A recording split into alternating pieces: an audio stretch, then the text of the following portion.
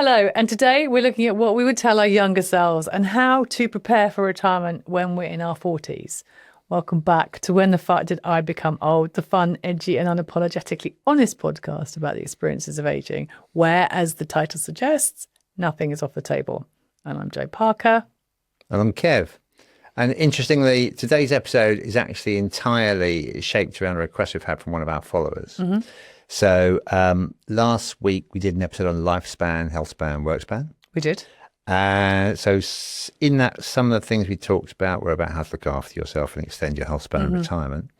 But I recently received a question from one of our followers who just listened to an episode that we did when we were in the south of France, which was the one where we talked about the fact that I'd recently been made redundant. Yeah. And I was therefore having to seriously consider what retirement meant, whether I was ready, whether I was prepared for it. Anyway, so his question was, Kev, I'm a lot younger than you, as you pointed out, first of all, because he's about 20 years younger than me. Given what you know now, could you do an episode that would tell someone like me what I should be doing in my 40s to be better prepared for retirement? So, Keshav, if you're listening, this episode is for you, my friend. So we're going to be looking at what you think your retirement lifestyle could be if you planned it before 2 minutes before you were made redundant, and how you can best prepare yourself. But we're mainly concentrating on the finances. Is that right? Yeah, for this particular episode. Okay. Yeah. And as usual, we will draw upon a number of reference points in articulating this, and we'll put links to them in the bio and in the episode notes, depending on which platform you're listening or watching us on. So the previous generation, and I'm talking about the early boomers. Yeah. Our parents weren't early boomers, but the early boomers and boomers started in 1946, did have a job for life and did have what's called a DBP, defined benefit pension, where a large chunk of your salary was put towards a pension. Yep. And sometimes when retiring at retirement age, you then got 50% of your salary given to you for life. And you didn't really have to think about what does retirement look like. But nowadays, that's not happening. So you have to start thinking about what retirement's going to look like. So those days on, sadly gone. And those circumstances don't apply even to us. And they most certainly don't apply to anybody who's in their 40s. So people in their 40s today are kind of a bit of a split between either they're like at the top end of the millennial scale, or they're at the younger end of the Gen X scale, because 45 is kind of where the divide fits between Gen X and millennials. So to the point about what would we tell our younger selves, I can most definitely recall having no real understanding at all at that point in my life. If I sort of rewound the clock 20 years, I had no understanding at all of what retirement would look like. And the only tangible manifestation of that was that I knew I had to save some money in a pension scheme. Yeah. But I had no idea how much I should be saving. But on the flip side of it, there's so much information out there. You see so much different guidance on social media. There are so many people making different recommendations now. We've got IFAs online making recommendations that you need to save up to 10 times your average working life salary. Yeah. I've also seen recommendations that on average you need to be saving 12.5% of your monthly take-home pay. Yep. Which also gives you the practice of not spending all your salary.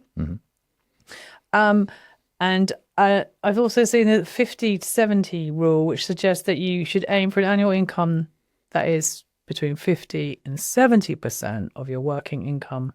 But I've no idea about any of those. So there's quite a lot of advice nowadays. There online. is, and I would dearly love to be in a world where I was going to have between 50 and 70% of my working income as my income for the rest of my life. Yeah. And I'd be over the fucking moon. But there is absolutely no hope in hell of me ever making that particular so you're benchmark. Given that you are much more prepped than I am for retirement, because you've looked into it and you're starting to explore it, I'm going to hand the mic to you, as it were, for you to explain to your younger self what it might look like. Right. So those random benchmarks, which none of us can really relate to or understand whether that gives you the right don't really amount, understand them, let alone relate to the right them. Amount of money. And as I said, I didn't even understand when I was younger how much money I would need in retirement. So it's only since 2019 that some sort of standardized definition of what a retirement living standard could be has been set out. So, for you? No, for anyone. Oh, so okay. there were no standards. Like because you lived in a world where defined benefit was kind of the answer, nobody had to worry about it. But once you moved out of that, they started winding those things down. Obviously, as far back as the 90s, actually, they started to wind down some of the defined benefit schemes.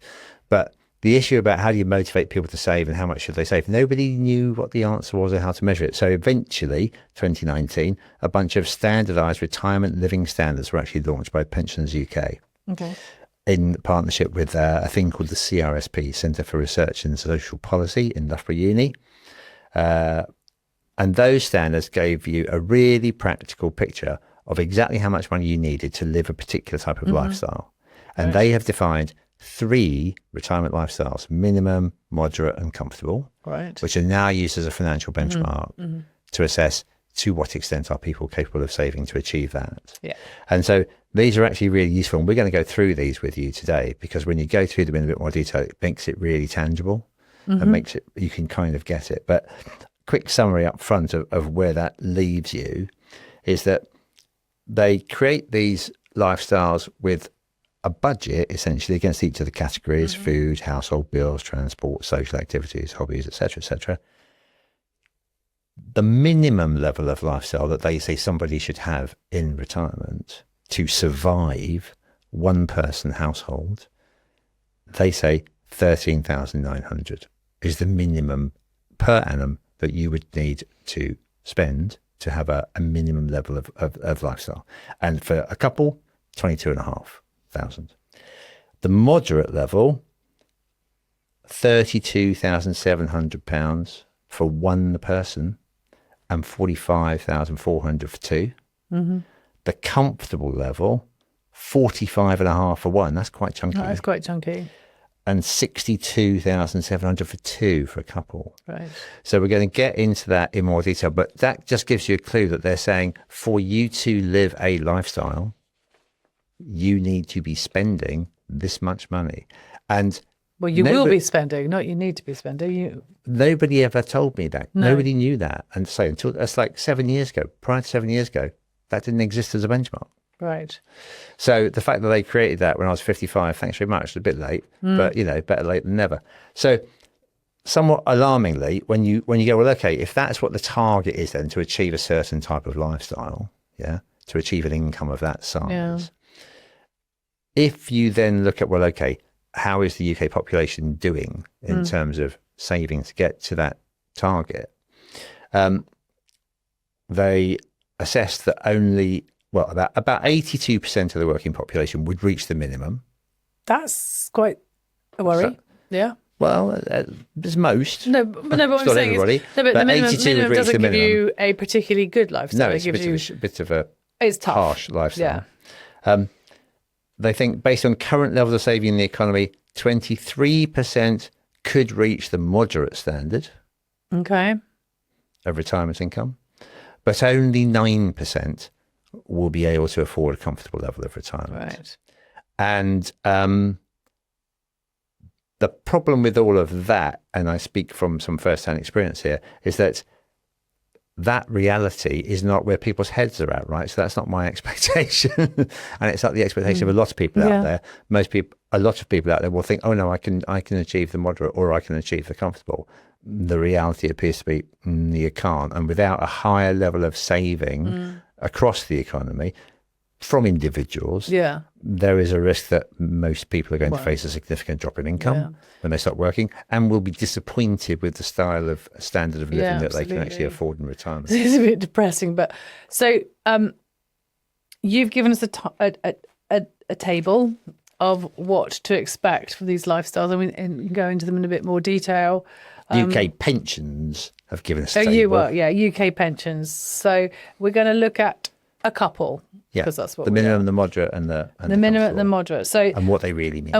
Okay, so I'm going to start with the minimum, and it is £22,500 a year. Yeah, and this is for a couple. We're doing this is for a couple, and this is people. This is after tax. Yes. That's what you need to spend. Yeah. So it covers all your needs with some left over for fun, it says. So your house is giving you £200 a year to maintain the condition of your property. Oh, it's worth mentioning, actually, all of these models assume you own your house. Yeah. They assume you aren't paying a mortgage off. They assume that you aren't paying rent. Yeah. Well, actually, but rent is slightly different because you don't have to do the DIY. But let's assume mortgage has been paid off. Yeah. So they give you £111 a week on groceries. This is your food bit. Yep. £60 a month per household on food out of the home, so a meal out, and £12 a month per person on takeaways. Right. Transport, no car, free bus pass, £32 a month to cover 2 taxi trips per month, £193 per year per person to cover 3 rail or coach fares. So it is minimum. It's pretty minimal. Holidays and leisure. You're not going anywhere, are you? Not really. No, you don't have a car either. So holidays and leisure, a long UK weekend of £789. TV licence. That's a bone of contention, isn't it, in the country for pensioners? TV licence and broadband plus a streaming service with ads. £21 a week per person for activities. So one activity. Yeah. Clothing and personal, around £441 for clothing and footwear each year. Each year. Per person. Bloody hell. So, yeah. And then helping others. 12 gifts of £24 for birthdays, plus cards, and £20 for 12 Christmas presents. We'll have to tell the kids to take their expectations down on birthday Absolutely. Right, so that's the minimum level of envisaged retirement. But at least you are covering your costs, you've got some activities outside of the house, which is... So now let's have a look at the moderate level then, right? So the moderate level of retirement standard is envisaged to cost you $45,400 a year for a couple. It's a bit more, I wouldn't say luxurious, but let's say generous, shall we? So starting with the housing, so maintenance and DIY, £500 a year with a 300 contingency for the unknown, maybe a plumbing problem. Food, £107 a week on groceries. It's less than on the minimum.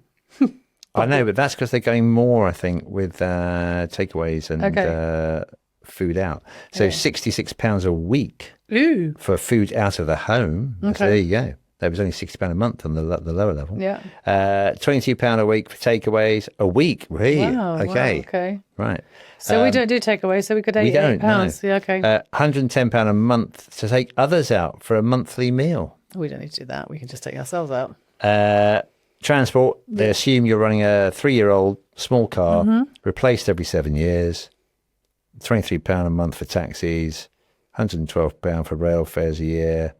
Holidays and leisure, you can upgrade your holiday ambitions to a fortnight in a 3-star all-inclusive holiday in the Med. £1,200. All right. And a long weekend off-peak break in the UK with £336 spending money. TV licence, broadband, streaming services, blah, blah, blah, blah, blah. £45 a week for activities. Per person. Per person. I'll pay for your paddle. One game. Clothing and personal, £1,269 for clothing and footwear each year per person. That's a considerable uplift. From minimum, yes, it is. And then helping others, 12 gifts of £30 each for birthdays, blah, blah, blah, blah, blah. A couple of £100 a year for charity donations, £1,000 for supporting other family members. Right, fine. That's moderate. That's looking like a sort of, to be honest, that's looking like a survivable budget. Yeah. To me, I'm not sure the other one is survivable, but that's looking survivable. And then comfortable. Give us the good news. What's the top end of the scale looking like? So it's £2,700 a year. Okay. £600 a year to maintain the condition of your property with a £300 contingency. I think the house maintenance is massively under budgeted for all those, actually. I do too, but then actually we've agreed that we're going to stop doing house maintenance. Well, you're going to do the DIY, so it's going to be cheaper. So food, £139 a week on food, £88 a week per household on food out of the home, £33 a week per household on takeaways, £110 a month to take others out for a monthly meal. Transport, a 3-year-old small car replaced every 5 years, £23 a month per household on taxis, and £223 a year on rail fares per person. Holidays and leisure. A fortnight 3 or 4 star half-board hotel in the Med, which is practically 1,800, with around £115 per person per day spending money, and 3 long weekend breaks in the UK with £448 spending money per break. That's a pretty good amount of spending money, actually. It is. Extensive bundled broadband, music, movie and TV entertainment subscriptions, and £56 per week per person for activities. Right. So. I haven't finished. Oh, sorry. Clothing and personal. Oh, clothing, yeah. Around £1,269 per person for clothing and footwear. And then you've got a slightly more, 12 gifts of £50 for each birthday. The same amount for 12 Christmas presents, £300 per household a year for charity, £1,000 for supporting family members. So where is this? Can we? Where is it? Yeah, can I put a link to this somewhere? Yeah, no, we'll have a link to that. It's from Pensions UK. Okay, so, it's actually set out, to be honest, it's set out in the Retirement Living Standards website, to be honest. Give me the link and I'll pop it on. You've got the link already. Okay. So having gone through all of that at least gives you like super tangible, right? You can look at that and go, oh shit, that's impossible. Or oh yeah, no, I can recognize that. I could live with that. So I think the benefit of at least fleshing those out is, okay, your own individual desired state of retirement may be slightly different, but at least you've now got something practical to look at and go, oh, that's what that amount of money would really look like in the real world. So one interesting observation coming off the back of those numbers is that even when you looked at the minimum level for like the one person household, which was 13,900, right? Yeah. So the interesting observation there is that even that is actually more than state pension. So the state pension is 12.5 or 12,547, you've got to find a little bit more yourself. Right? So you've got to find 1,500 quid. So if you're genuinely broke, genuinely have no savings, then that means you can't even make the minimum. If all you're going to rely upon is state pension with no savings of your own, you can't make the minimum level. But you might be able to do some job, some very, very part-time job to do the £1,500 a year. Maybe, but the people are concerned about pension poverty, right? So the Pensions and Lifetime Saving Association, or PLSA, having done that computation, have warned the government, right? And are petitioning the government as we speak. Not to stop the triple lock. Well, actually to bump the pension up, because they're saying unless you reform the state pension so that the minimum pension payable is equal to the minimum retirement living standard, then by definition you have pension poverty, which they're trying to avoid. And you have people who can't even afford to survive. So that's a petitioning thing that's going ahead right now. Wow, okay. Before we go on any further, because I know you've got quite a lot more to cover, before we go on any further, don't forget, like, follow, share, listen to us on Apple, Spotify, YouTube, Amazon, and share, and make sure your friends do as well. Thank you very much. Cool. Now, all those facts out there about the different levels of retirement and what you could expect, how does that relate to the question? So back to Keshav. What do I need to do? Back to Keshav's question. So simply, if you want to retire and you want to retire early and you want to retire comfortably, right? Then that means you're actually targeting a state of financial independence, which is a point at which you don't have to work anymore. So you're targeting a point of financial independence where whatever your savings and or your pension investments are, they're able to generate sufficient income for your envisaged state of retirement such that you don't need to go to work anymore. So if you want to achieve that little miracle, there are only 2 things you need to focus on. Only 2. Okay. 1, understanding what your desired living standard actually is. Yep. Is it one of those 3? Is it something else? That's the first thing. You have to know what that is and quantify it. The second thing is, once you know what that is, you have to understand your savings ratio. Right. Now, your savings ratio is whatever the amount of money is that you are saving each month, including pension contributions, as a percentage of your take-home pay today. Now, it's easy to say that those are the only 2 things you have to work out.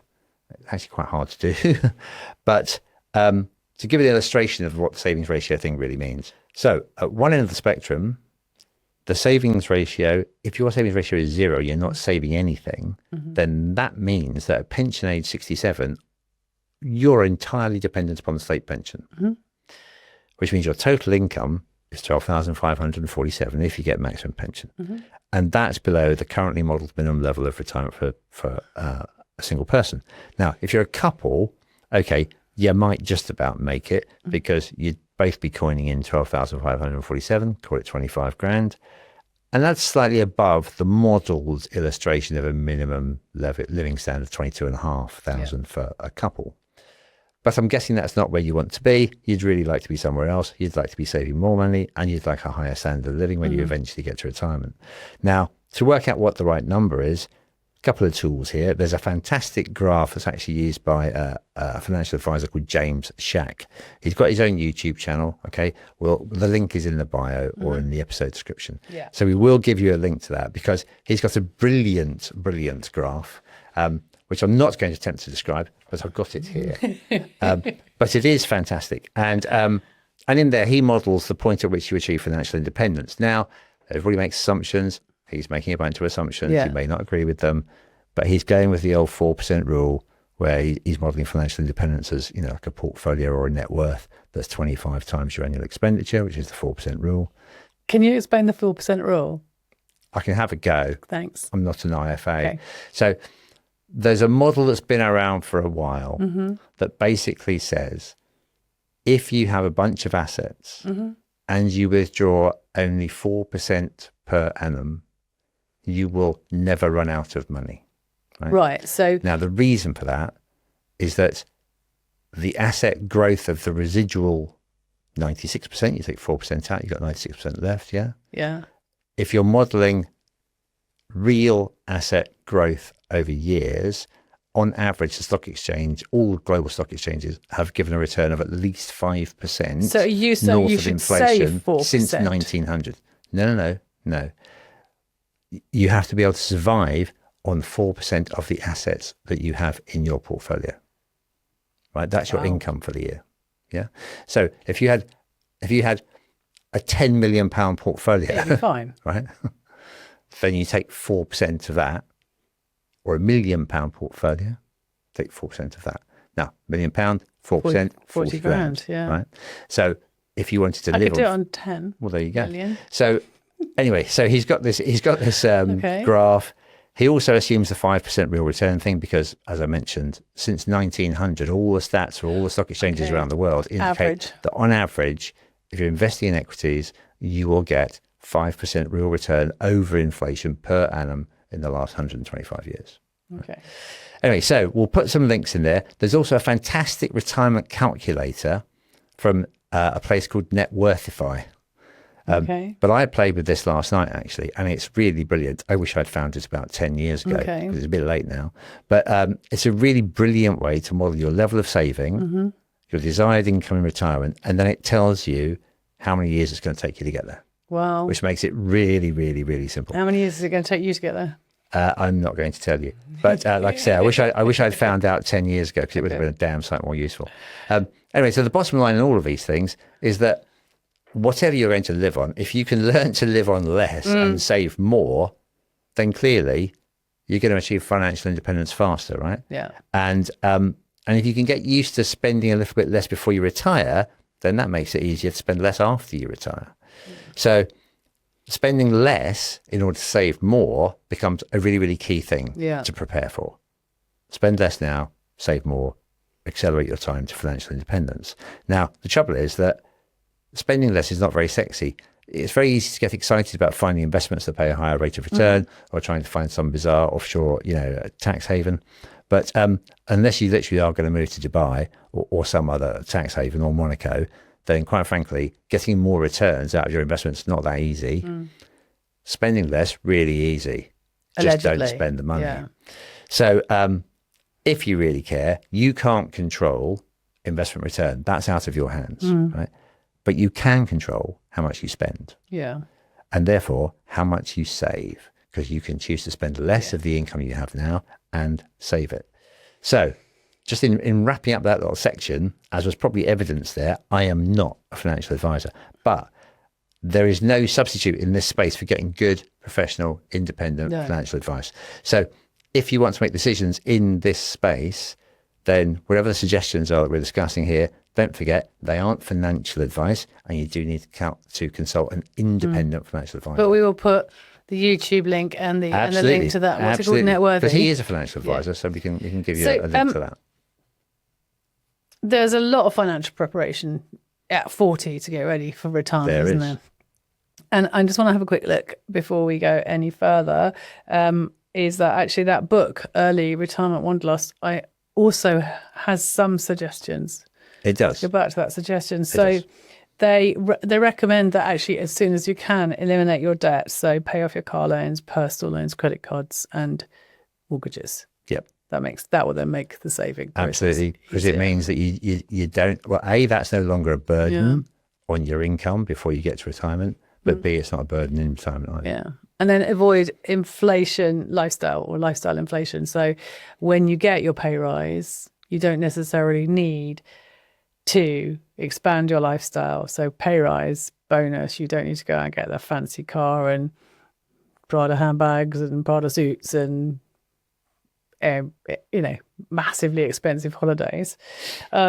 Which I definitely Which you were did. very, very much guilty of, weren't you, in your 40s? Is that I'm going to spend what I've got rather than... Yeah, no, I did. But then that's because, and this is a bit of a mental positioning point, right? In my 40s, I wasn't actually looking to retirement. No. I thought I was still building. I thought I was still building my life. So you expected... building my family and building my career. Yeah. So you expected your salary to go up, therefore it wasn't a problem to start saving. Okay. Little did you know. And then there's the invisible stuff that they point out, the expensive meals out, the expensive bottles of wine, more takeaways, upgrading to the newest iPhone. And these are things that we just naturally do when we've got income coming in, but actually it might just be advisable to look at what they say and take stock of it, because actually if you don't take every single iPhone and you don't go out for loads of expensive meals, whether it's pub lunches or whatever, you can then put a little bit of money aside for your future if you want to. And that's definitely a trap that I fell into in my 40s, absolutely. What, overspending? Yeah. Okay. Because I just assumed that promotions would keep coming and would never stop. I assumed pay rises would keep coming and would never stop. Because in your 20s and 30s, you get a lot of that, right? You're progressing a lot through your career. You get to your 40s, you assume that carries on. In retrospect, I was wrong. There is a point at which they stop. Yeah, and they plateau. And the trouble is, you don't know when. Yeah. So I just kept carrying on spending as if it's not going to be a problem because I'll earn 10% more next year and I'll earn 10%. But eventually that doesn't happen. It stops. So their punchline on this is keep the lid on lifestyle inflation, which means don't waste money on the essentials. So renegotiate or switch utility bills, insurance policies, TV and broadband packages, mobile packages, gym subscriptions, and all those subscriptions that you don't necessarily need, all the apps that you've got. We should go through your bank account on a regular basis and have a look at what you're paying out for and whether or not you can actually save some money. And, in the words of Tesco, every little helps. And then they say focus on your savings ratio as well, don't they? Pensions and savings, start early and save as much as possible, because the power of compounding is also something that you should never underestimate. So let's talk about compounding briefly, because that, again, is something that sometimes people don't realise. So there was a good little worked example in the Sunday papers, actually, on this weekend, where £1,000 invested now, plus an ongoing monthly contribution of 115 quid. Grow that at 5% per annum. Right. In terms of return. Yeah. After 20 years, how much do you think that's worth? So you put in £1,000, you pay £115 a month for 20 years. How much do you think you've got at the end? I got £1,000 a month. I got £1,000 once off, and then £115 a month. And so possibly 20 years, £1,400. 12 months a year. How much do you think you got at the end of it? For 20 years, I don't know, 30, 40,000. Nope. After 20 years, you would have put in 27,600, but it would be worth, with a 5% return, 50K. So almost double. So that's the power of compounding. Yeah. So that's the power of compounding. So make regular savings when you're 20s, 30s and 40s. But we are Absolutely. actually concentrating on the 40s. Yeah. But if you've got at 40, you still potentially have another 20 years to go, right? To your retirement point. So the argument is still the same. Yeah. Okay, right. So now, having said that, and we've presented a bit of an austerity agenda there, really, haven't we? In terms of saying, save money, cut down spending on blah, blah. There is a bit of a balance here, right? Because you need to, you do need to live your life, right?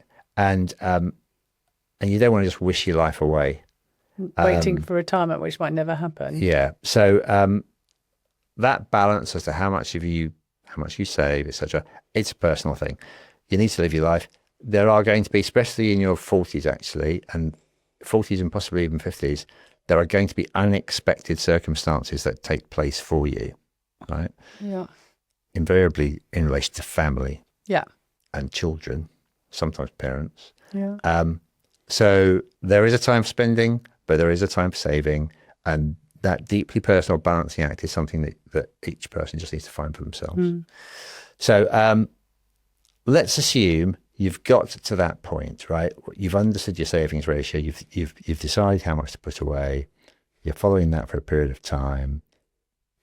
Then you go, okay, I'm getting near the point now where I think I might be at financial independence. I might be at that point where I can stop work. So here's a little really helpful thing to try and work out whether whatever your modeled version of a retirement lifestyle and a retirement income is, to work out whether that's real or not. And this thing I have actually nicked from the Early Retirement Wanderlust book, because they had a really good thing here which they were recommending, which was that, and I do really wish I had done this actually, because it's a brilliant idea, but yet again, it's a brilliant idea I haven't done.